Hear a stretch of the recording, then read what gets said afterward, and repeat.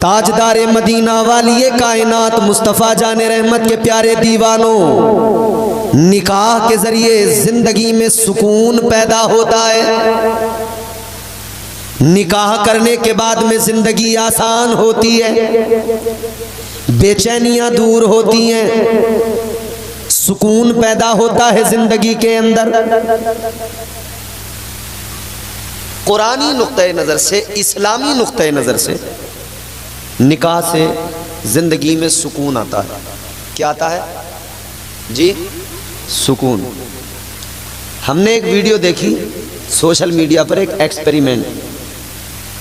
Mic लेके एक कोई यूट्यूबर था, लोगों के पास जा रहा था, अलग अलग लोगों से उनकी राय जान रहा था। अधेड़ लोगों के पास भी माइक लेकर आया, बुजुर्गों के पास भी माइक लेकर आया, और एक सवाल वो सबसे करता था, कहता था ये बताओ जिंदगी में अब ज्यादा मजा या शादी से पहले ज्यादा, अब ज्यादा अच्छी जिंदगी या शादी से पहले? जितने लोगों से उसने सवाल किया सबने जवाब दिया जिंदगी शादी से पहले अच्छी थी, अब जिंदगी में कोई सुकून नहीं। ये नैरेटिव सेट किया गया है। आज हालात ये जिससे मालूम करो कहेगा जिंदगी शादी से पहले अच्छी थी, शादी के बाद जिंदगी में सुकून नहीं रहा।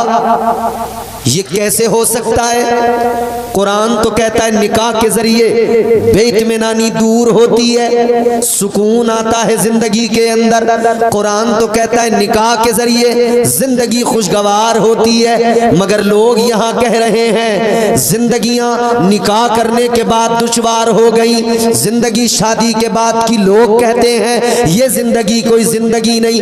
अजीजा ने गिरामी वकार गौर फरमाइए, बात ये है निकाह निकाह नहीं रह गया, बल्कि निकाह को लोगों ने एक अजीब सी एक रस्मों का खेल बना दिया।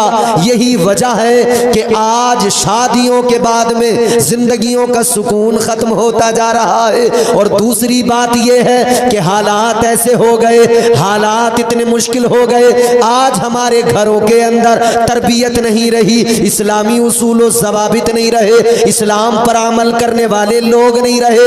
याद रखो शरीयत को पसे पुष्ट डाल दिया। जब तरबियत इस्लाम के उसूलों के खिलाफ की गई हो तो फिर बताओ कैसे जिंदगी में सुकून आ सकता है, कैसे जिंदगी को करार हासिल हो सकता है। अजीजा ने गिरामी वकार, मेरे आका का ऐलान है, इमामुल अंबिया का फरमान है, मुस्तफ़ा ने फरमाया अन्निकाहु मिन सुन्नती फमन रग़िबा अन सुन्नती फलैसा मिन्नी। ताजदारे मदीना ने फरमाया निकाह मेरी सुन्नत है, इमामुल अंबिया का ऐलान है, ताजदारे मदीना का वाज़े फरमान है, निकाह मेरी सुन्नत है। तो जो आका की सुन्नत है यकीनन उसी सुन्नत के अंदर हर तरह की बरकत है। बेशक बेशक, सुभान अल्लाह माशाअल्लाह। मगर मसला ये है बरकतें ऐसा लगता है जैसे नाराज सी हो गई। क्यों? क्योंकि जिस काम के आगाज में सिर्फ वो काम किए जाएं जो शयातीन के काम हों, तो फिर बरकतों की तवक्को कैसी? फिर तो बरकतों का फुकदान लाजमी है, बरकतों की उम्मीद फिर उस हाल में कैसे? आज हमारे मुआशरे में शादी जो कि नबी की महबूब तरीन सुन्नत है ना, उसी शादी के अंदर सबसे ज्यादा शरीयत की धज्जियां उड़ाई जा रही हैं। आपने कभी गौर किया कोई काम ऐसा है पूरी शादी के अंदर, कोई काम ऐसा है जिसमें कुछ न कुछ हमने ऐसा शामिल न किया हो जो इस्लाम के खिलाफ है, शरीयत के खिलाफ है? आप पहले दिन से जब से नींव रखी जाती है, बुनियाद रखी जाती है, वहां से देखें रिश्तों की बुनियाद रखी जा रही है झूठ की बुनियाद पर, नींव रखी जा रही है झूठ पर। अच्छा जी, झूठ क्या है? हराम है। कितना बड़ा? जैसे शराब पीना हराम, वैसे झूठ बोलना हराम। अब स्टार्टिंग हो गई झूठ से। उसके बाद में अजीजा ने गिरामी वकार जैसे जैसे और काम, रिश्तेदारों का आना जाना, खाना खिलाना, मिलना मिलाना, इसमें भी रस्में इतनी के अल्लाह की पनाह। अगर लड़के वालों के यहां से चुईया का बच्चा भी आएगा ना तो वो खाली नहीं जाएगा, कुछ ना कुछ लेके जाएगा। है? खाली नहीं जाएगा। और अगर खाली भेज दिया, खैर थोड़ी। अरे मियाँ ये कोई आदमी है, ये जानते ही नहीं है रख रखाव क्या होता है, ये जानते ही नहीं है किसी की इज्जत क्या होती है। रस्में इस कदर, अब साहब हम ये करने आ रहे हैं, अब साहब वो ये करने जा रहे हैं, ये करने जा रहे हैं, कभी वो कुछ करने आ रहे हैं, ये चलता रहा। उसके बाद में फिर अब जवाब होगा। ये कैसा जवाब है? सवाल कौन सा था जिसका जवाब है? तो सवाल तो वही था, निकाह, पैगाम निकाह एक सवाल था, ये उसका जवाब है। मगर ये ऐसा जवाब है जो लड़की वाले को लाजवाब बनाए हुए हैं। कारी साहब, जवाब के नाम पर, या इसको यूं कहें मंगनी के नाम पर, बहुत अलग अलग इलाकों में अलग अलग नाम बोलते हैं, मगर हैं बड़ी गड़बड़ियां। जहां से आगाज हुआ, स्टार्टिंग हुई, वहीं से गड़बड़ियां। और जैसे जैसे मामला आगे बढ़ता जाएगा, औरतों की दखल अंदाजी बढ़ती जाएगी। अब कोई भी मामला ना तो कोई आलिम बता पाएगा, न मस्जिद का इमाम बता पाएगा, बताए भी तो उसका माना नहीं जाएगा। अच्छे खासे समझदार अक्लमंद लोग भी, वो भी घरों में औरतों की बातें सुनकर औरतों की बातों पर ही अमल करते हैं। अच्छे खासे समझदार लोग भी। घर में एक जो सबसे बूढ़ी औरत होंगी, वो अपना बताए जाएंगी, अल्लाह ऐसे नहीं करते, ऐसे करते हैं, ऐसे नहीं करते हैं, ऐसे करते हैं, और ये करते जाएंगे।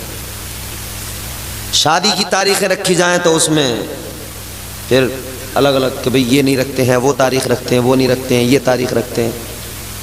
उसमें ऐसा हो जाता है, इसमें वैसा हो जाता है।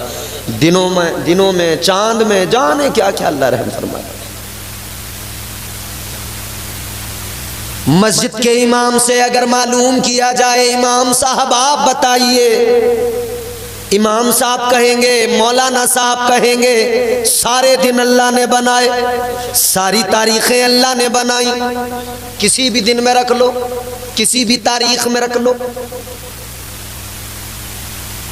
और जब ये बात घर आई तो घर की औरतों ने कहा, इमाम साहब क्या जाने शादी ब्याह के बारे में, उन्हें क्या पता। इन्होंने अपने मशवरे दिए, अपनी अलग अलग राय पेश की, इनकी बातें सुनी गई, मानी गई। मान कौन रहा है बेबुनियाद बातों को? वो जो 5 वक्त नमाज भी पढ़ता है, वो जो अपने उलमा के बयानात भी सुनता है, वो महफिल में बैठकर जब सुनता है तो कहता है बात सही है, मगर जब घर पे शादी आए तो वो भी करता वही है जो सारा समाज कर रहा है। सिर्फ बात सही है कहने से काम थोड़ी चलेगा, अमल भी तो होना चाहिए। ये भाग गए, शायद माइक वाले हैं, इसे खुश करके भाग गए। इन्होंने कहा भी झेलता रहेगा इसे मौलाना, मैं तो चला जाऊं।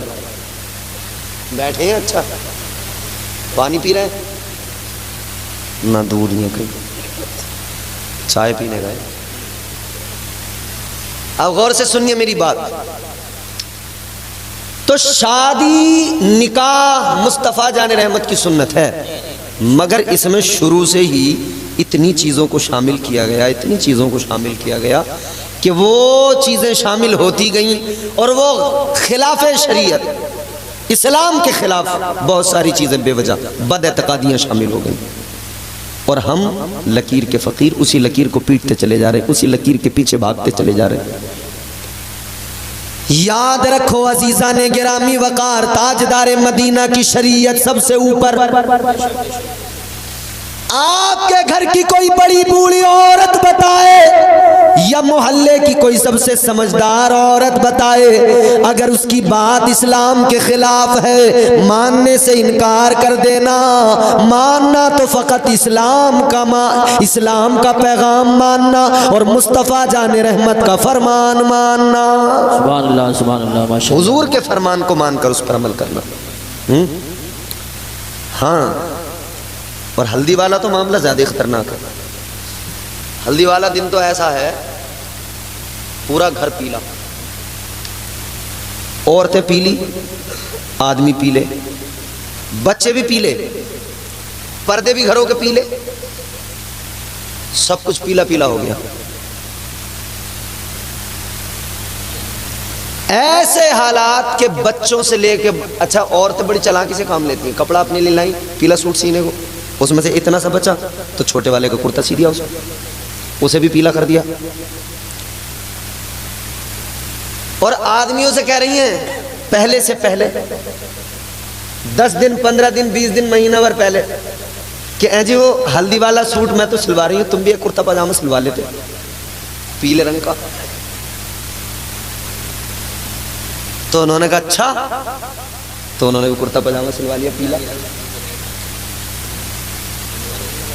कहने का मतलब यह है, आदमी औरतों के पीछे इतना चल रहा है, इतना चल रहा है। अल्लाह ने मर्द को हाकिम बनाया, मगर ये महकूम बन गया, ये दस्त बस्ता पीछे खड़ा है।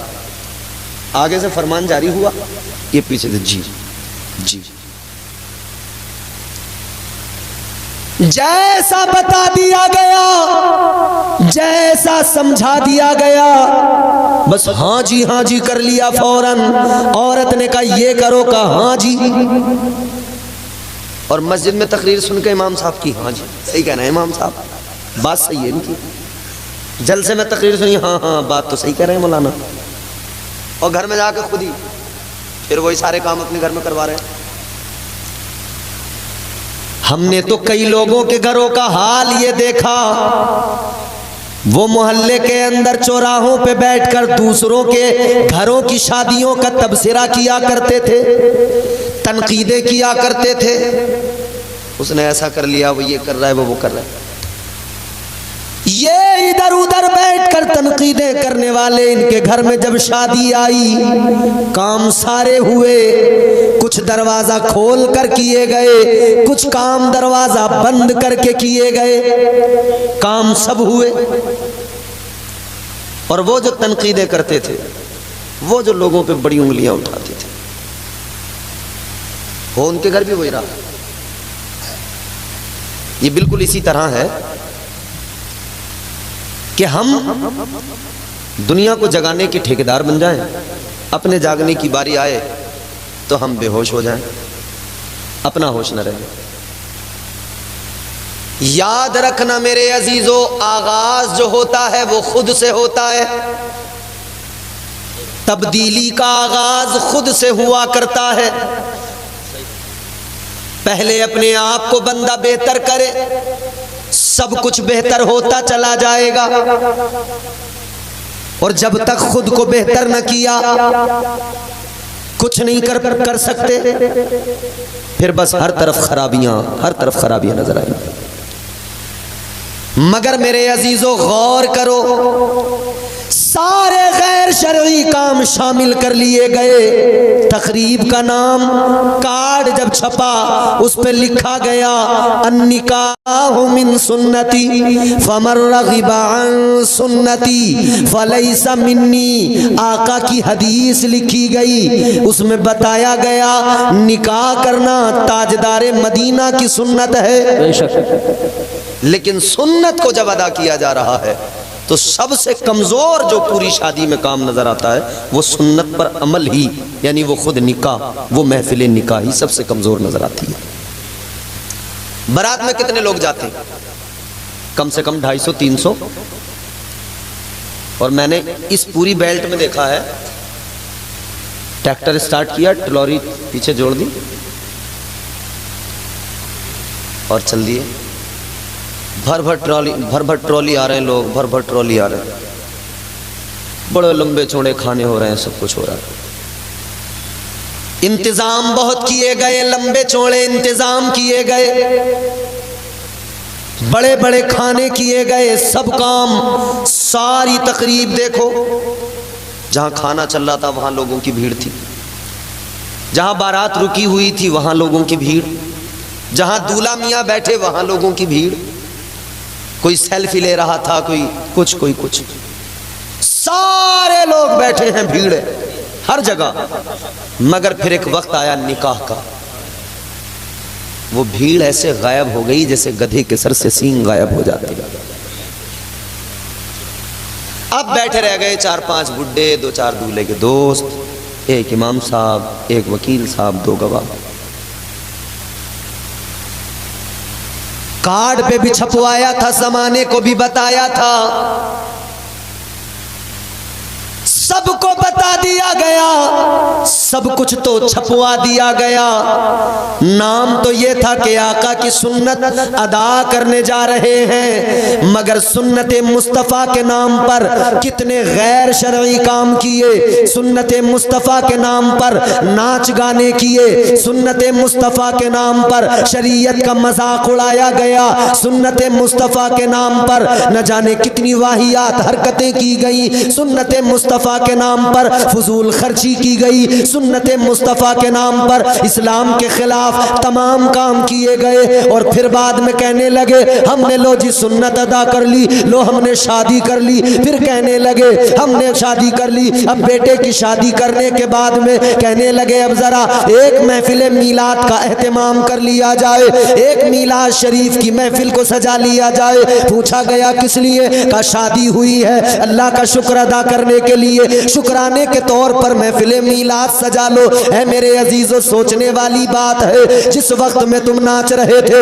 उस वक्त में तुम्हें याद नहीं आया ये खुशी अल्लाह ने अता की है, इस खुशी पर अल्लाह का शुक्र अदा किया जाए। जब दूल्हा बनाया गया लड़के को उस वक्त तुम्हें याद नहीं आया इसके सर पे जो सेहरा सजा है ये अल्लाह ने करम फरमाया है, तभी तो सर पे सेहरा सजा है। उस वक्त याद नहीं आया कि चलो अल्लाह का शुक्र अदा कर लिया जाए। नहीं नहीं, उस वक्त तो दरवाजे पे बाजा बजाने वाले खड़े थे, उस वक्त तो दरवाजे पे नट खड़े थे, उस वक्त तो दरवाजे पे ढोल बजाने वाले खड़े थे, उस वक्त तो दरवाजे पे तमाम नाचने गाने वाले या ख्वाजा सरा आकर खड़े थे। और आप पैसों की गड्डियां हाथ में लेकर लोगों को नचाकर अपने पैसे उड़ा रहे थे, नाचने वाले नाच रहे थे। उस वक्त शुक्र खुदा आपको याद नहीं आया, उस वक्त अल्लाह का शुक्र अदा करना है ये ख्याल नहीं आया। नाच गाना होता रहा, शरीयत के खिलाफ सारे काम होते रहे, कुछ याद नहीं आया। अब महफिल मीलाद सजाई है, अब समझते हैं सारी बरकतें आज ही मिल जाएंगी, सारी बरकतें एक महफिल मीलाद के जरिए आ जाएंगी। हाँ, महफिल मीलाद के जरिए बरकतें तो आती हैं, मगर तूने जो निकाह किया, तूने जो शादी अपने बेटी बेटे की है, उसमें तूने इतने गैर शरई काम कर लिए हैं कि पहले तुझे उन सब का खमियाजा भुगतना पड़ेगा। वो जो तूने गैर शरई काम किए हैं वो तेरे यहाँ वबाल की शक्ल में लौट कर जरूर आएंगे। नारे तकबीर, नारे रिसालत, नारे हैदरी, नारे गौसियत, मसलकी आला हजरत, फैज़ान आला हजरत कारी इम्तियाज बरकाती साहिब क़िबला। सुभान अल्लाह, सुभान। वो आएंगे साहब। और फिर शादी होती है ना, तो उस वक्त में लोगों का एक डायलॉग बड़ा फेमस है, एक बड़ा फेमस डायलॉग है, जानते हो वो क्या है? जल रहे हैं हमसे, हमारी खुशी देखी थोड़ी जा रही है इनसे, पेटों में आग लगी पड़ी है इनके, या हमारे लोगों ने ग्वालियर से कमा के घर जो बना लिया, जल रहे हैं हमसे, है जी, होता है। बड़ा मशहूर बड़ा फेमस डायलॉग है। और शादी होने के बाद में और घर की जो चौधरन होती है ना, वो मुख्य महिला सचिव घर की, वो बैठ जाती है, हो गया, अल्लाह ने सब करा दिया, लोगों ने तो बड़ा चाहा इनकी बेइज्जती हो जा, मगर अल्लाह ने इज्जत रख ली। इज्जत रखने वाला अल्लाह है। ये फेमस डायलॉग है। अरे अल्लाह तो इज्जत रखता ही है, अल्लाह ही इज्जतों का मुहाफिज है, मगर ये भी सोच लो जलील भी अल्लाह ही कर देता है अगर उसके अहकाम के खिलाफ गए तब। अगर अल्लाह ताला के फरामीन के खिलाफ गए तब अल्लाह ताला ही जलील भी कर देता है, रुसवा भी कर देता है। दिए से लो कभी तूफान से ताकत छीन लेता है, वो जालिम बादशाहों से हुकूमत छीन लेता है। बहुत ही सादगी से तुम गुजारो जिंदगी अपनी, हवा में उड़ने वालों से वो शोहरत छीन लेता है। वो अपने नेक बंदों को कभी रुसवा नहीं करता, मगर भटके हुए लोगों से जन्नत छीन लेता है। तो ये भी ख्याल रहे, ये भी याद रहे, सारे बिया में सारी शादी में गैर शरई काम करके और फिर तुम समझते हो कि तुमने बड़ा तीर मार लिया। जितना तुमने रास्तों में खड़े होकर डांस किया है, इतना ही डांस अगर तुम्हारे घर में ना हो तब कहना।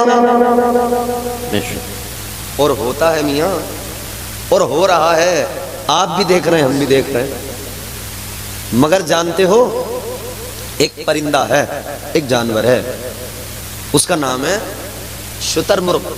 जानते हैं आप उसे?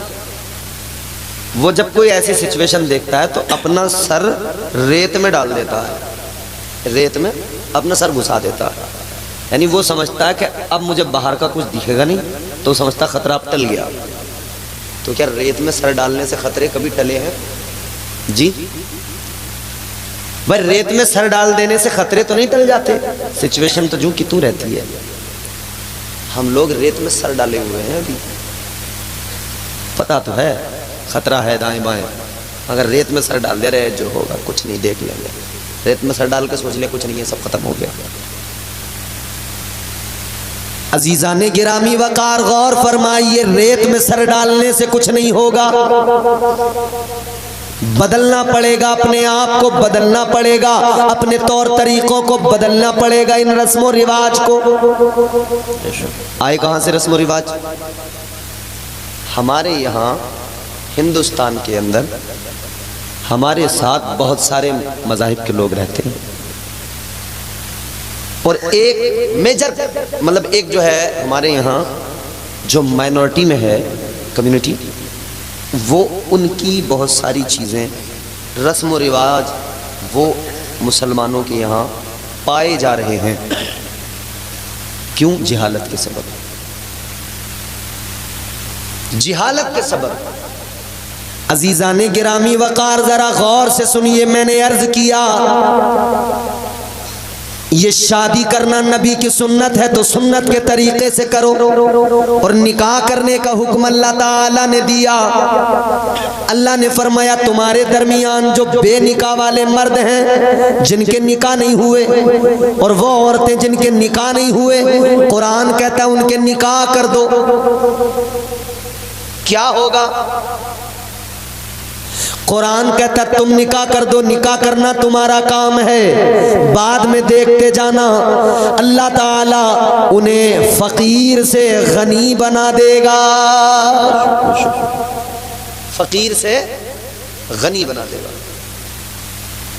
हमारे यहाँ तो सोच ये है लड़का पैरों पे खड़ा हो जाए तब शादी करेंगे, कारोबार अच्छा हो जाए तब शादी करेंगे। हमारे यहाँ तो ये फिक्र है लोगों की, ये सोच है कि लड़का अच्छा बिजनेस कर ले, कारोबार कर ले, पढ़ लिख कर सरकारी नौकरी हासिल कर ले, तब इसका निकाह करेंगे। लेकिन मेरे अजीजों, इस्लाम कहता है तू इसके कारोबार का फिक्र, तू इसके कारोबार की फिक्र छोड़ दे, इसके तू पैरों पे खड़े होने की फिक्र छोड़ दे। तू इसके सरकारी नौकरी लगने की फिक्र छोड़ दे, तू इन सारी चीजों को छोड़ दे। तेरा काम है जब तेरा घर के अंदर बच्चा बड़ा हो जाए, जब तेरे आसपास में तेरे अपनों में कोई जवान हो जाए, जब तू समझ जाए अब ये निकाह के काबिल हो गया, इस्लाम कहता है अगर तेरा बेटा इतना बड़ा हो गया कि अब वो निकाह के काबिल है, इस्लाम कहता है फौरन उसका निकाह कर दे। अब तू देख रहा है मेरी बेटी जवान हो गई, निकाह के काबिल हो गई, तेरे लिए इस्लाम ने हुक्म दिया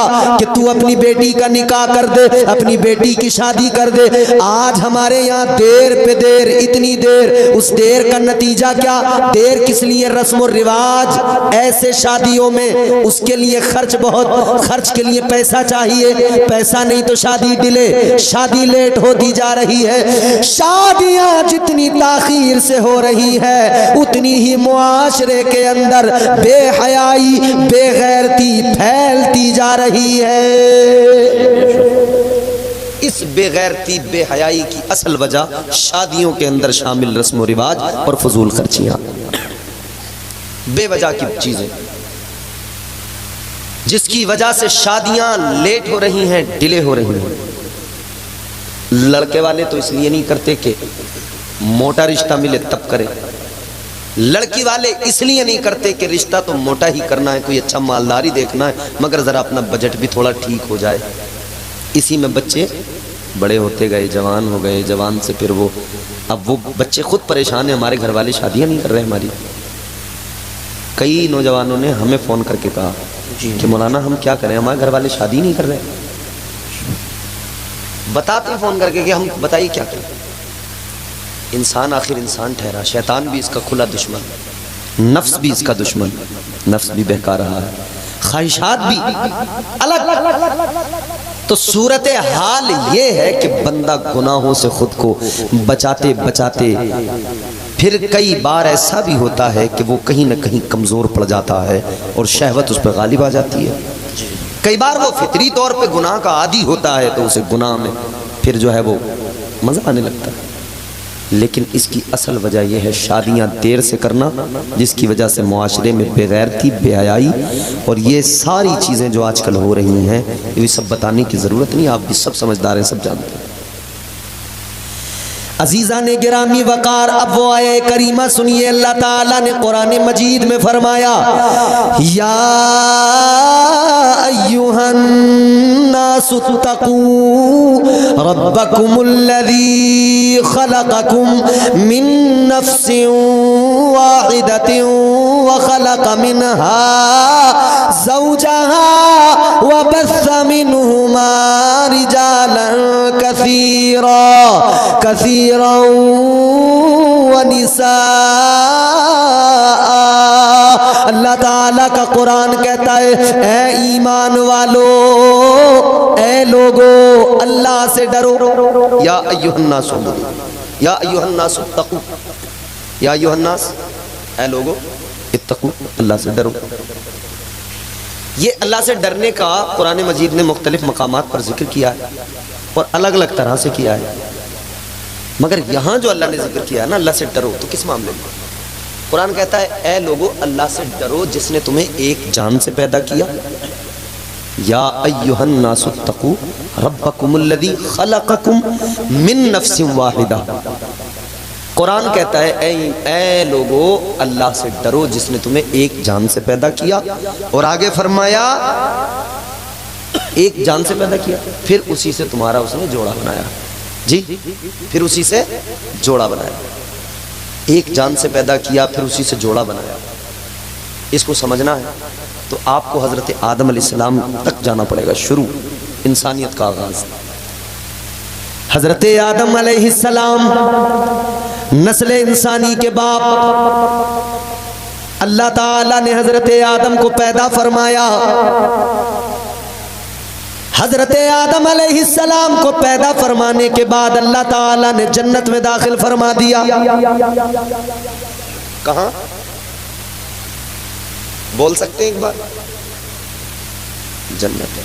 अल्लाह तुम्हारा भला करे। अगर चाहो तो मैं बोलने के बदले कुछ पैसे भी दे सकता हूँ आपको, अगर आप चाहो तो। मगर थोड़ा सा आप 5-10 मिनट और सुनिए बस, फिर इंशाअल्लाह ज़हमत तमाम। कहाँ रखा अल्लाह ने? जन्नत। जन्नत में रखा। जन्नत बड़ी प्यारी जगह है जी। जन्नत बड़ी हसीन जगह है, जन्नत बड़ी खूबसूरत जगह है। जन्नत की रानाइयाँ, जन्नत की रंगीनियाँ, जन्नत का हुस्न, जन्नत की बहारें, जन्नत की रौनकें, और पहला इंसान दुनिया का। भाई साहब मज़े ही मज़े थे, जन्नत में थे। न कमाने की झंझट, न बाल बच्चों की झंझट, न कोई टेंशन, न कोई आगे न कोई पीछे। जी, न कोई आगे। ये जो आजकल लोग कहते हैं कि भाई कुंवारे ठीक है, ना कोई आगे ना पीछे। अगर अकेले ठीक होते तो अल्लाह ने जब अकेले को बनाया था तो अल्लाह अकेले को ही रखता। अगर तुम आगे पीछे कोई ना हो, नो टेंशन, अगर यही तुम्हारे हक में बेहतर था तो अल्लाह तुम्हें रखता ही ऐसे। जी। अल्लाह ऐसे रखता। भाई क्या बात थी जन्नत। मगर अल्लाह ताला ने हज़रत आदम अलैहिस्सलाम की कैफियत को देखा।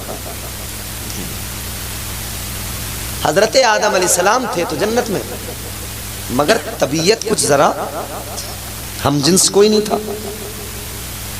अकेले आदमी, अकेले बशर, हम जिन्स कोई नहीं,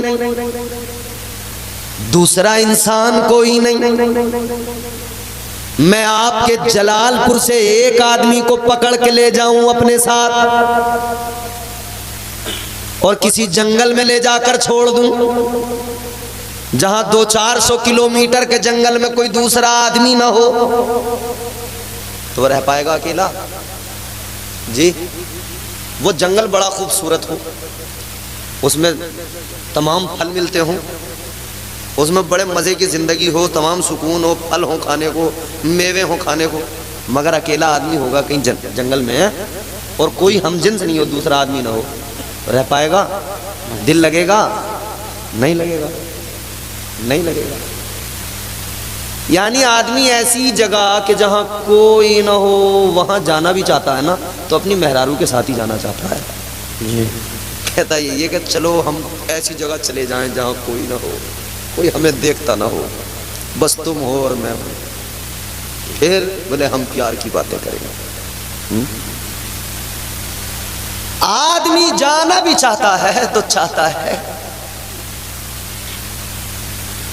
आदमी की फितरत है अकेला, हम जिन्स जब तक कोई नहीं हो अकेला रह नहीं पाता, परेशान हो जाता है। क्योंकि जन्नत में होने के बावजूद हज़रत आदम अलैहिस्सलाम अकेले होने की वजह से, जन्नत में अकेले होने की वजह से अजीब कैफियत में थे, दिल नहीं लगता था। एक रोज हजरत आदम अलैहिस्सलाम जब सोए, अल्लाह ने बाईं पसली से हजरत हव्वा को पैदा फरमाया, अल्लाह ने जोड़ा बना दिया। अब कुरान की आयत और उसका मफहूम, अल्लाह ताला ने जोड़ा तैयार कर दिया, पहली औरत पैदा हो गई। हजरत हव्वा को अल्लाह ने पैदा कर दिया। हजरत आदम ने आँख खोल के देखा, हजरत हव्वा फरमाने लगे आप कौन? हजरत हव्वा ने कहा मैं हव्वा, पहली औरत, आपके लिए मुझे अल्लाह ने पैदा किया। तो हजरत आदम ने हाथ आगे बढ़ाया छूने के लिए, अल्लाह ने फरमाया आदम नहीं, छू नहीं सकते, हाथ नहीं लगा सकते। या अल्लाह किस लिए? ए मौला क्या वजह है? परवरदिगार ने फरमाया हव्वा को पैदा तो तुम्हारे लिए किया गया है, मगर आदम जान लो हव्वा को अगर छूना है, अगर इनके करीब जाना है तो पहले निकाह होगा, पहले तुम्हारी शादी होगी। मिलने के लिए निकाह जरूरी है, करीब आने के लिए निकाह जरूरी है, निकाह जरूरी है। अल्लाह ने फरमाया पहले निकाह होगा। अल्लाह ताला ने अब हज़रत आदम अलैहिस्सलाम का निकाह खुद पढ़ा दिया। निकाह पढ़ाने वाला अल्लाह ताला ने खुद निकाह पढ़ाया, फरिश्तों को गवाह बनाया। अब यहाँ पर आप ये बात समझें और समझने वाली है। निकाह फरिश्तों को बनाया गया, पहले निकाह में गवाह फरिश्तों को बनाया गया। इससे ये भी मिजाज मिलता है कि अल्लाह ने फरिश्तों को पहले निकाह में गवाह बनाया। फरिश्ते मासूम होते हैं, कभी झूठ नहीं बोलते, कभी कोई जुर्म उनसे नहीं होता, कोई गुनाह नहीं करते, मासूम अनिल खता। और मासूम की डेफिनेशन ये, वो गुनाह करता भी ना हो, कर सकता भी ना हो। गुनाह पर कुदरत भी नहीं है उसकी, वो चाहे तो कर भी नहीं सकता, चाह भी नहीं सकता गुनाह करना। अल्लाह ताला ने पहले निकाह में जो गवाह बनाए वो मासूम, गुनाहों से पाक। गवाही का भी उसूल बना दिया। ऐ लोगों, अपने निकाह में जब तुम किसी को गवाह बनाओ तो ये देख लेना, वो फरिश्ता तो नहीं हो सकता, मगर इतना तो हो कि वो गुनाहों से बचने वाला हो, झूठ और तमाम किस्म की बुरी आदतों से बचने वाला हो, वो बुराइयों बेहयाइयों और तमाम किस्म के गुनाहों से परहेज करता हो। बेशक ऐसे आदमी को निकाह बनाए, गवाह बनाए निकाह में, जो गुनाहों से दूर हो। अल्लाह ने निकाह पढ़ाया, फरिश्ते गवाह बन गए। पहला जोड़ा तैयार, हज़रत आदम और हज़रत हव्वा का। मगर मसला यह है, भेजना ज़मीन पे है, तभी तो इंसानियत को आगाज़ मिलेगा, इंसानियत का आगाज़ होगा। अल्लाह ने फिर बिलाखिर मंशाए रब, मशीयत के राज, वो एक प्रोसेस था, उसमें जो भी हुआ कुरान में तमाम वजाहतें मौजूद हैं। हज़रत आदम अलैहिस्सलाम ने वो दाने गंदुम खा लिया, हज़रत हव्वा ने वो दाने गंदुम खा लिया जिसके खाने की इजाज़त न थी, जिसके करीब जाने का हुक्म अल्लाह ने मना किया था, जिसके करीब जाने से भी। बिलाखिर अल्लाह ने जन्नत से निकाला, ज़मीन पर आए। हज़रत आदम अलैहिस्सलाम ज़मीन पर आए। अब वो जिंदगी देखो, जन्नत वाली जिंदगी, ये जिंदगी देखो ज़मीन वाली। वो जो जिंदगी, उसमें न कोई काम करना, न कमाने की परवाह, कुछ नहीं, जो चाहा मिल गया, जो सोचा वो सामने। मगर जब जमीन पे आए तो अब सिस्टम बदल गया, वैसा नहीं था। आदम वो थी जन्नत, बैठे बिठाए सब कुछ रेडी था, खा रहे थे, मजे आ रहे थे। ये जन्नत नहीं, ये दुनिया है। अब आपको मेहनत करना पड़ेगी, अब आपको काम करना पड़ेगा। रोजी देगा तो तुम्हारा रब, मगर अब ऐसे नहीं मिलेगी, मेहनत करना पड़ेगा। अल्लाह ताला ने हज़रत आदम अलैहिस्सलाम को फरमाया, आप काम करो। अब क्या करें? अल्लाह ताला ने हज़रत जिब्रील अलैहिस्सलाम को भेजा, जाओ सिखाओ खेती करना। बुलबुले सिदरा ने खेती करना सिखाया। जमीन में दाना डालकर उससे पौधा निकलेगा, फसल उगेगी, अनाज फिर वो आपके खाने के काम में आएगा। बुलबुले सिदरा ने काम करना सिखा दिया, खेती करना सिखा दिया।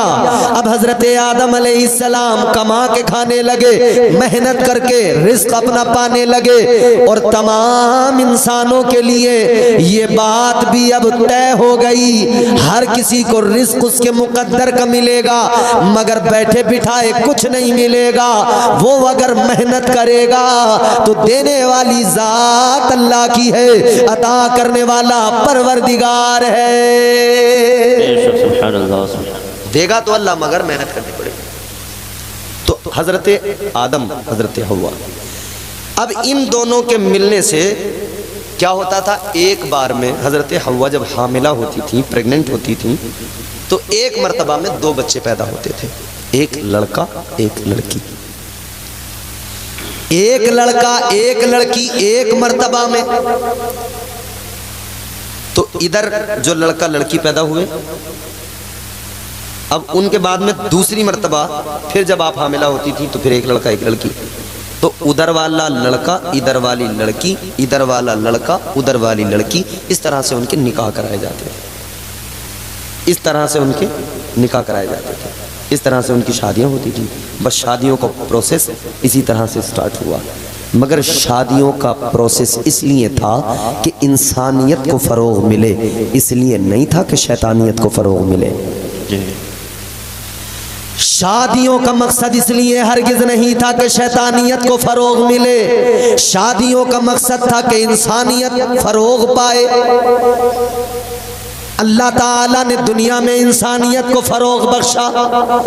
सारी कायनात के अंदर फिर देखते देखते इंसान बसने लगे, नस्ले आदम आबाद होने लगी, शादियां होती गईं। तो पता लगा शादी करना ख्वाहिशात की तकमील का नाम नहीं, शादी करना जिंदगी में सुकून लाने का नाम है और जिंदगी खुशगवार बनाने का नाम है और नस्ल इंसान को फरोग देने का नाम है। अल्लाह तबारक व तआला ने ये अपने बंदों को मिजाज दे दिया, अल्लाह ताला ने अपने बंदों को ये फिक्र दे दी, तुम शादियां करो, इस तरह से अपनी नस्लें आगे बढ़ाते जाओ ताकि इंसानियत भी फरोग पाती जाए और तुम भी गुनाहों से बचे रहो, तुम्हारी जिंदगियां भी खुशगवार हो। अजीजा ने गिरामी वकार, अब जरा ये जुमला मेरा गौर से सुनिए। अल्लाह ताला ने औरत को मर्द की जिंदगी में इसलिए भेजा कि मर्द की जिंदगी में सुकून पैदा। नबी तो दुनिया में आए ही इसलिए हैं कि गरीबों की तकलीफें सुने और उनकी तकलीफों को दूर करें। अल्लाह ने रहमत बना के भेजा है, अल्लाह ताला ने महबूब को रहमत बना के भेजा है। हुजूर जिधर भी गए रहमतें लुटाते गए। आप आते हैं इम्तियाज भाई, सुभान अल्लाह सुभान। इसीलिए तो मेरे इमाम ने ताजदार बरेली ने फरमाया, चमक तुझसे पाते हैं सब पाने वाले, मेरा दिल भी चमका दे चमकाने वाले, बरसता नहीं देख कर अबरे रहमत, बदों पर भी बरसा दे बरसाने वाले। कहने लगी मेरी तकलीफ सुनो, मेरा दर्द सुनो। हुजूर ने फरमाया बोल क्या तकलीफ है? कहती है तकलीफ ये है जिसकी मैं नौकरानी हूँ वो बड़ा जालिम आदमी है, सख्त आदमी है, सामान गिर गया, टूट गया, बिखर गया, अब जाऊंगी तो मारेगा, अब जाऊंगी तो अजियत देगा, अब जाऊंगी तो सताएगा। कहती है मगर एक बात मेरी समझ में आ रही है, अगर आप मेरे साथ चलें, अगर आप मेरे साथ चलें और उस यहूदी से जाकर मेरी सिफारिश कर दें, उससे जाकर कह दें, तो मुझे यकीन है आपका हुस्न देखकर, आपका किरदार देखकर यकीनन वो यहूदी मुझे दरगुजर कर देगा, वो यहूदी मुझसे कुछ नहीं कहेगा। हुजूर ने फरमाया बात ऐसी है तो चल, अब आगे आगे यहूदन है, पीछे पीछे मेरे मुस्तफा हैं, कई रास्तों से गुजरते हुए, कई गलियों से गुजरते हुए। अब मेरे आका ने फरमाया घर कहाँ है? इसने एक दरवाजा खोला, ये आगे गई, हुजूर पीछे गए, हुजूर पीछे गए, ये आगे गई, यहूदी ने देखा, कहा कहाँ है सामान, सारा सामान कहाँ डाल के आई, कहाँ बर्बाद करके आई। अभी ये कुछ बोलती कि मेरे आका ने रहमत वाले लब खोले, मेरे मुस्तफा बोले अल्लाह अकबर। वो नबी बोले कि वो जब बोलते हैं तो कुरान बन जाता है, वो नबी बोले जब बोलते हैं तो मुस्तफा की हदीस बन जाती है। नारे तकबीर, नारे रिसालत, जश्न ईद मिलादुन नबी हजरत अल्लामा इम्तियाजुल कादरी साहब क़िबला, सुभान अल्लाह सुभान अल्लाह। ताजदारे मदीना वाली ये कायनात मुस्तफा जाने रहमत ने यहूदी से फरमाया, ए यहूदी सुन ले, ये बीमार है, कमजोर है, तू इसका ख्याल नहीं करता, ये तेरी खादिमा है। आपने फरमाया सुन, तेरा सामान गिर गया, टूट गया, मगर मेरी बात सुन ले, इससे कुछ न कहना, इसे कोई तकलीफ न देना, इसे कोई अजियत न देना। आका ने फरमाया तेरा नुकसान जितना हुआ है अपने सामान का नुकसान बता दे, तेरे नुकसान की भरपाई मोहम्मद अब्दुल्ला का बेटा करेगा। ताजदारे मदीना ने फरमाया बता कितना नुकसान हुआ। इसने देखा आप अल्लाह के नबी महबूब खुदा अपनी खादिमा से कहने लगा, क्या तूने भी कलमा पढ़ लिया, क्या तू भी मुसलमान हो गई, लगता है तूने इनके दीन को कबूल कर लिया। कहने लगी नहीं। कहा फिर? कहने लगी मैंने कलमा नहीं पढ़ा, मैंने इनका दीन कबूल नहीं किया, मैंने इनका दामन अभी नहीं थामा, मगर इनका किरदार ही ऐसा है। कहने लगी सारे मक्के के अंदर अगर कोई गरीबों का पुरसा निहाल है तो वो फकत मुस्तफा जाने रहमत की जात है।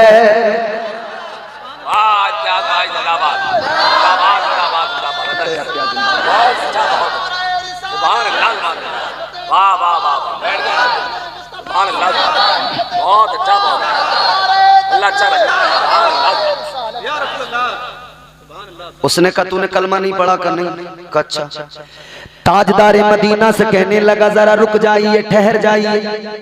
आका उधर रुके, ये घर के अंदर गया। अंदर गया तो अंदर से एक किताब हाथ में लेके आया। किताब के वरक पलटने लगा।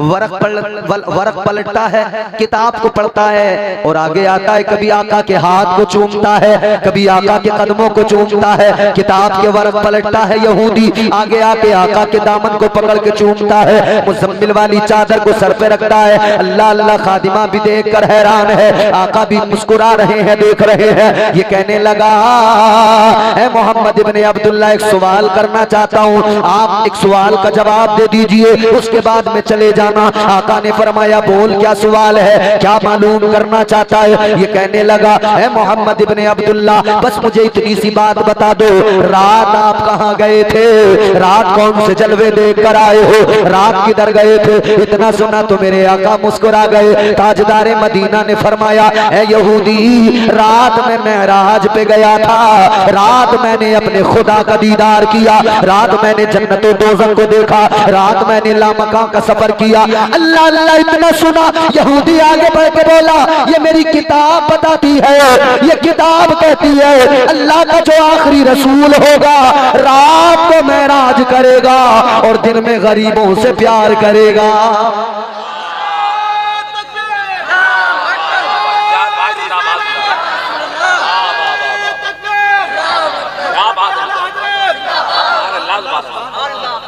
रात को मेराज करेगा, रात को अपने रब के जलवों को देखेगा, जन्नत और दोज़ख को देखेगा।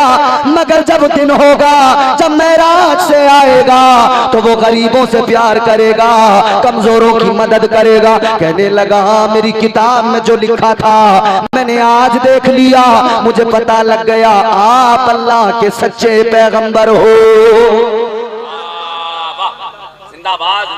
हुजूर चलने लगे। जब हुजूर चलने लगे ना, यहूदी कहता है जरा रुक जा। हुजूर ने फरमाया बोल।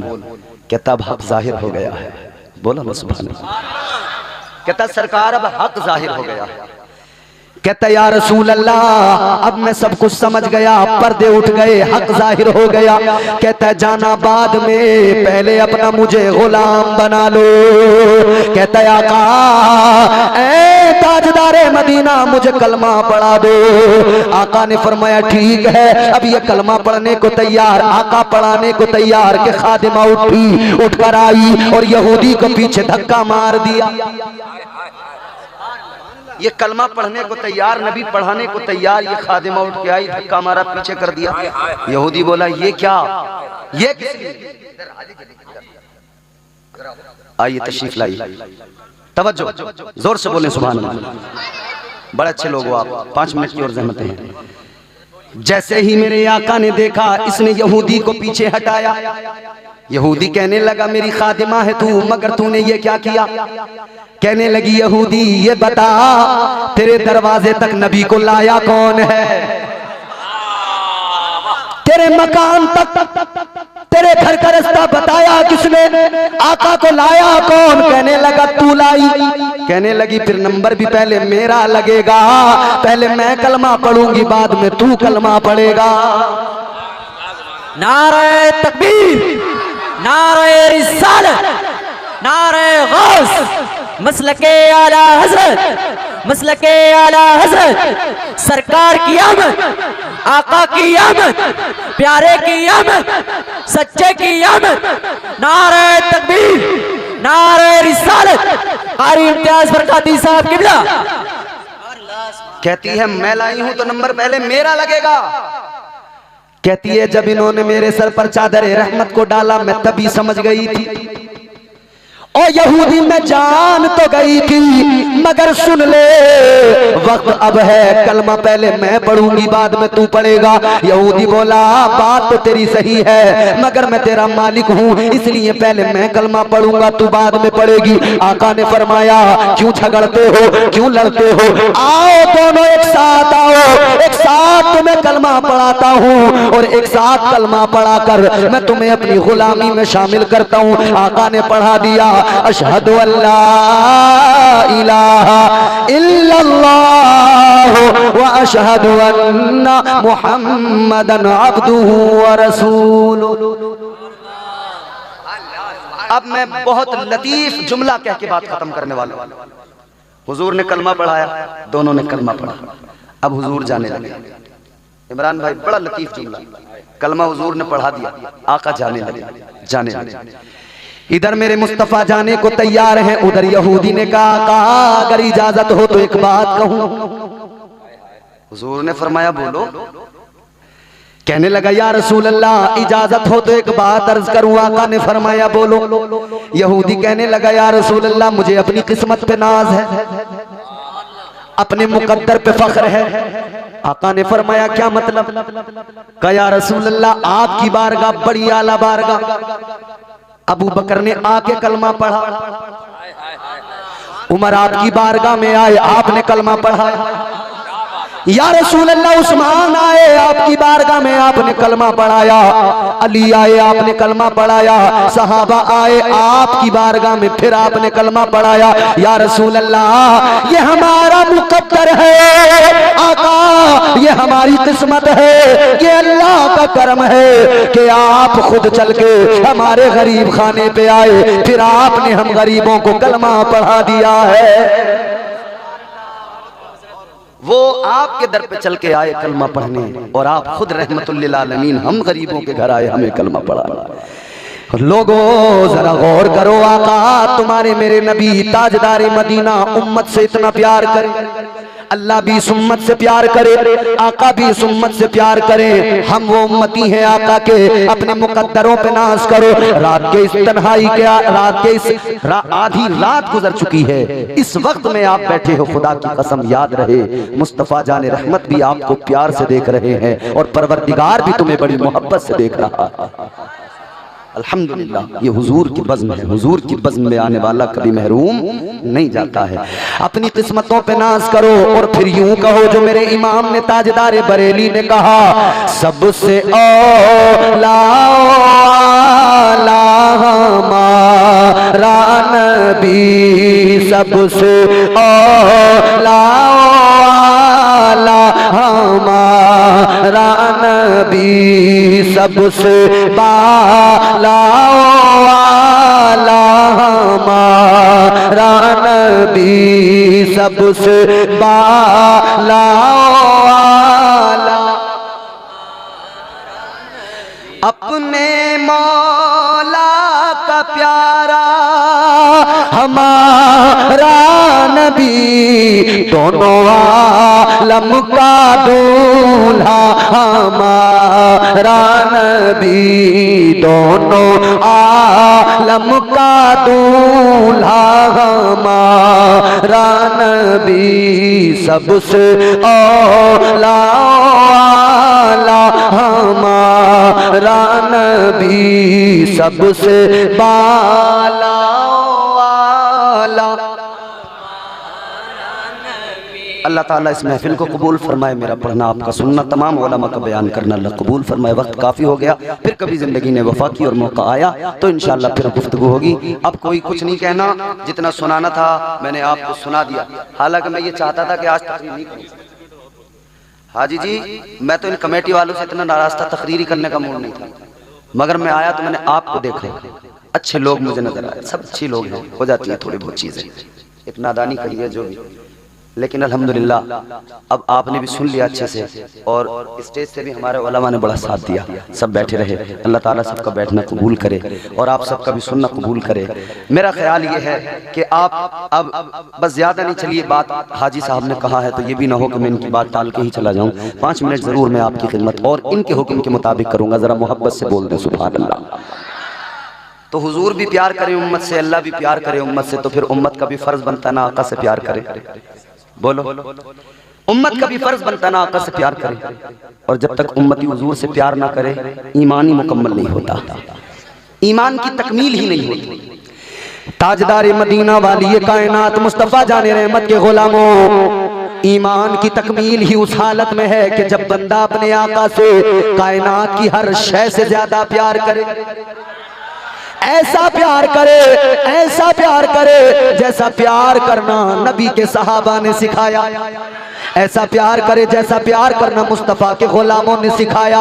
बड़ी लंबी कतार है आशिकों की, एक बड़ी लंबी फहरिस्त है आशिकों की, मगर सुनो सुनो, उन आशिकों पे जब नजर पड़ेगी, खुदा की कसम हर आशिक का इश्क लाजवाब है, क्योंकि इश्क सुन्नत है खुदा की। इश्क मीरा से अजल, इश्क का बानी मुबानी ला यमूतो लम यजल, इश्क तन्हाई पसंद रोजे अव्वल ता अबद, इश्क यकताई का तालिब लम यलिद से लम युलद, इश्क ने चाहा कि अब हो दिल लगी का बंदोबस्त, इश्क की तहरीक पर बरपा हुआ यौमे अलस्त, इश्क आदम का हवाला, इश्क हवा का वजूद, इश्क ही हर हस्तबूदो बाई से हर हस्तबूद, इश्क ने पैदा किया हाबील में ईमान रूह, इश्क ने ही आगे टाला नूह से तूफान नूह, इश्क इब्राहिम से सोजा नहीं थी कोई आग, इश्क ने दाऊद को छेड़ा तो छेड़े उसने राग, इश्क में बेटे पे जब खंजर उठाता है खलील, इश्क में सर को झुका दे हंस के फर्जंदे खलील। ये इश्क है मेरे प्यारे, ये इश्क आसान नहीं है, इसीलिए तो कहा जाता है ना, ये इश्क नहीं आसान, बस इतना समझ लीजिए एक आग का दरिया है, जाना है। इश्क में बेटे पे जब खंजर उठाता है खलील, इश्क में सर को झुका दे हंस के फर्जंदे खलील। अब मैं 2 मिसरों में आपको समझा दूंगा, इख्तिसार भी है और फैलाओ तो फिर फैलाते चले जाओ। इश्क में बेटे पे जब खंजर उठाता है खलील, इश्क में सर को झुका दे हंस के फर्जंदे खलील, इश्क ने जमजम निकाले जब भी रगड़ी एड़ियां, क्या बात है। इश्क ने जिंदान में यूसुफ की खोली बेड़ियां, क्या बात है। इश्क ने फिरौन के दरबार में कलमा पढ़ा, इश्क तन्हा करबला में 100 यजीदों से लड़ा, इश्क ने फिरौन के दरबार में कलमा पढ़ा, इश्क तन्हा करबला में 100 यजीदों से लड़ा। इश्क में वो कौन है 2 बादशाह ने वली, इश्क है या तो हसन या फिर हुसैन इब्ने अली। बात है, सुभान अल्लाह सुभान अल्लाह। आशिकों की जमात में अबू बकर सिद्दीक है, खुदा की कसम वो अबू बकर जो महराज की रात आका हिजरत कर रहे हैं, कभी आका के आगे कभी पीछे, कभी दाएं कभी बाएं। आका ने फरमाया अबू बकर किस्सा क्या है, माजरा क्या है। अर्ज करते हैं आका मेरी मोहब्बत है, मेरा प्यार है, मेरा इश्क कहता है आज की रात आप पे कुर्बान हो जाऊं। आका मेरा इश्क कहता है दुश्मन भी तैयारियों में है हमले की, आका मैं कभी आगे चलता हूँ इस ख्याल के साथ कि अगर आगे से हमला हो तो अबू बकर का जिस्म मौजूद रहे। आका इसी ख्याल के साथ पीछे चलता हूँ, अगर पीछे से हमला हो अबू बकर का जिस्म मौजूद रहे। आका दाएं बाएं इसी ख्याल के साथ, अगर हमला हो अगर कोई वार करे आका को तकलीफ ना पहुंचे, अबू बकर अपने आका पे कुर्बान हो जाए। ये इश्क नहीं आसान, बस इतना समझ लीजिए एक आग का दरिया है और कूद के जाना है। क्या इश्क है मेरे अजीजों, अल्लाह अल्लाह गौर करो। आका कायनात मस्जिद नबवी शरीफ के अंदर खड़े हो गए। आका ने अपने सीने के बटन खोल दिए, हुजूर ने बटन खोले, लंबी आहें भरने लगे। आका ने अपना रुख यमन की तरफ कर लिया। गुलामों ने अर्ज किया या रसूल अल्लाह ये बटन खोल के सीने के ये लंबी लंबी आहें भरना, ये लंबी लंबी आहें भरना या रसूल अल्लाह क्या मतलब है। मेरे आका ने फरमाया ऐ मेरे प्यारो सुनो, ये हवा जो आ रही है मेरे एक आशिक की खुशबू लेके आ रही है। आका ने फरमाया यमन में एक इलाका कर्न है, कर्न में मेरा आशिक है जिसका नाम वैसे करनी है। आका फरमाते हैं आशिक उधर जब मुझे याद करता है ठंडी सांसें लेता है, इधर मैं अपने आशिक की खुशबू को महसूस करता हूँ। नारे तकबीर, नारे रिसालत, जश्न ईद मिलादुन नबी, नारे तकबीर, सुभान अल्लाह सुभान मुस्तफा है, क्या बात, ज़माने रसूल है। साहबा कहते या रसूल अल्लाह आपका आशिक है, आप यहाँ याद कर रहे हैं, आशिक उधर याद कर रहा है। हमें बरेली के इमाम ने यही तो अकीदा दिया है, हम यहाँ से पुकारे वहाँ वो सुने, हम यहाँ से पुकारे वहाँ वो सुने मुस्तफा की समात पे लाखों सलाम, मुस्तफा की समात पे तो हुजूर को जब दीवाना याद करता है ना तो हुजूर भी अपने आशिक की फरियाद को सुनते हैं। इधर दीवाना आह भरता है, उधर मुस्तफा को मदीने में खबर हो जाती है। साहबा कहते हैं या रसूलल्लाह, अगर इतना बड़ा आशिक है कि आपको वो उधर याद करता है, इधर आप उसको याद करते हैं, तो हुजूर वो आपसे मिलने क्यों नहीं आता? कहा या रसूलल्लाह मिलने क्यों नहीं आता? हुजूर ने फरमाया वो आना तो बहुत चाहता है। ताजदार मदीना ने फरमाया आना तो चाहता है मगर माँ की खिदमत नहीं आने देते। माँ बूढ़ी है, नाबीना है, आंखों में नूर नहीं, कमजोर है, फालिज ज़दा। हुजूर फरमाते वो आप अपनी माँ की खिदमत करता है। माँ हाथ नहीं उठा सकती, खा नहीं सकती, माँ देख नहीं सकती। मेरे आशिक के पैरों में माँ की ममता की बेड़ी है, माँ की मोहब्बत की बेड़ी है। उसका दिल तो बहुत तड़पता है लेकिन वो आ नहीं सकता। दीवानों, आज भी इधर बड़े दीवाने हैं, दिल तो बड़ा तड़पता है मदीना चले जाएं, दिल तो बहुत बेचैन रहता है मदीना चले जाएं, मगर सुनो कभी हालात नहीं होते, कभी असबाब नहीं होते, दीवाना तड़प के रह जाता है। मगर दीवानों जान लो, इधर तुम तड़पते हो, खबर मदीने में मुस्तफा को हो जाती है। खबर मदीने में मुस्तफ़ा को। साहबा कहते हुजूर आता क्यों नहीं? हुजूर ने फरमाया उसकी माँ की खिदमत नहीं आने देती। एक दिन तो हजरत वैसे करनी की हालत ये हुई ना, इश्क में तड़पाया, आहें भरने लगे, रोने लगे। रो रो के कहते हैं अम्मी एक बार इजाजत दे दो। ताजदार मदीना वाली ये कायनात मुस्तफ़ा जाने रहमत का दीवाना तड़पा, तड़प तड़प के रोया। माँ से कहने लगा माँ एक बार इजाजत दे दो, इतनी इजाजत दे दो कि मदीना जाऊं, अपने महबूब को देख के आ जाऊं। अम्मा इतनी इजाजत दे दो, उस महबूब को देख लूं, उस महबूब की जियारत कर लूं जो मेरा भी महबूब है। अम्मा वो रब का भी महबूब है, जग का भी महबूब है।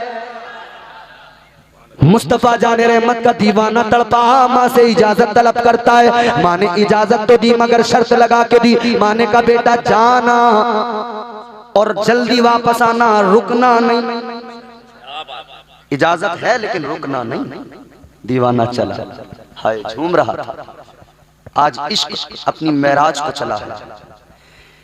दीवाना झूमते झूमते मदीना जा रहा था, रोते रोते तड़पते तड़पते मदीना जा रहा था। दिल में हजारों ख्वाहिशें अरमान, आका को देखूंगा, आका का दीदार करूंगा, मुस्तफ़ा जाने रहमत का बद्दुआ वाला चेहरा देखने को मिलेगा। नबी की जुल्फों के जो कुंडल हैं उनकी जियारत होगी, वल्लैल वाली जुल्फों के कुंडलों की जियारत होगी, माज़ाग वाली आंखों की जियारत होगी। दीवाना चला, अलम नशरह लक सदरक वाले सीने की जियारत होगी। दीवाना मचलता मचलता जा रहा है, दीवाना आंसू बहाता हुआ जा रहा है। जब मदीना करीब आ गया, दीवाना अपने पैरों से चप्पल निकालता है। मदीने की गलियों में नंगे पैर, मदीने की गलियों में दीवाना चल रहा है, रोते रोते जा रहा है। अल्लाह अल्लाह दीवाना जैसे मेरे मुस्तफ़ा के रोज़ा, मेरे मुस्तफ़ा जाने रहमत की प्यारी मस्जिद, मस्जिद नबवी शरीफ, हुजरे मुस्तफ़ा के करीब गया, हुजरे आयशा के करीब गया। दीवाने ने दरवाजा खटखटाया, दस्तक दी। अंदर से आवाज किसकी आई? उम्मुल मोमिनीन हजरत आयशा सिद्दीका। फरमाया कौन है? कहने लगा माँ मैं यमन का एक फकीर नबी से मिलने आया हूँ।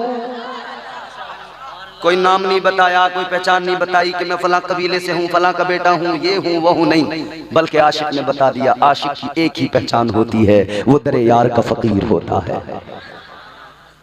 कहता है अम्मी बस इतनी सी पहचान है मेरी कि मैं तेरे यार का फकीर हूँ। अंदर से आवाज आई कि अभी आका नहीं है, कहीं गए हुए हैं। दीवाना तड़प के रह गया, रुकने की इजाजत नहीं थी। कहा हजरत उम्मुल मोमिनीन आयशा सिद्दीका ने फरमाया कि तुम जरा इंतजार कर लो। दीवाना बोला नहीं अम्मा इंतजार नहीं कर सकता, माँ से वादा करके आया हूँ, जाना होगा। दीवाना यूं ही वापस चला गया। कभी मुलाकात का मौका तो नहीं मिला, मगर मेरे मुस्तफ़ा ने खैरुत ताबगीन का खिताब अता फरमा दिया और उवैस की अजमतों का यूं ऐलान किया। आका ने अपना जुब्बा अली को दिया, उमर फारूक आजम को, दोनों को भेजा। हुजूर ने फरमाया जाओ, दोनों जाओ, मेरे यार के पास जाओ, मेरे गुलाम के पास जाओ, मेरे उवैस के पास जाओ, ये मेरा जुब्बा उवैस को देना और कहना उवैस इस जुब्बे को पहन पहनकर जरा मेरी उम्मत के लिए मगफिरत की दुआ फरमा। सुभान अल्लाह। मेरी उम्मत के लिए बख्शिश की दुआ कर दे। हजरत अली चले, हजरत उमर चले, मगर कहने लगे आका हम जा तो रहे हैं, जरा निशानी तो बता दीजिए। आका चाहते तो निशानी बताते, कबीले का नाम बताते, इलाके का नाम बताते, बाप का नाम बताते, सब कुछ बताते, लेकिन आका ने ये निशानियां नहीं बताई, बल्कि आका ने फरमाया ऐ तुम मेरे दीवाने को देखने जा रहे हो, मेरे गुलाम को देखने जा रहे हो, तो सुनो मेरे गुलाम की निशानी और अलामत ये है। आका ने फरमाया बाल मेरे दीवाने के घुंघराले होंगे, उसके चेहरे पे मेरे इश्क की चमक होगी। आका ने फरमाया एक बड़ी निशानी है, उसके हाथ की, सीधे हाथ की हथेली पर एक सफेद दाग का निशान होगा। ये निशानियां देखना तो समझ जाना वो मेरा दीवाना उवैस है।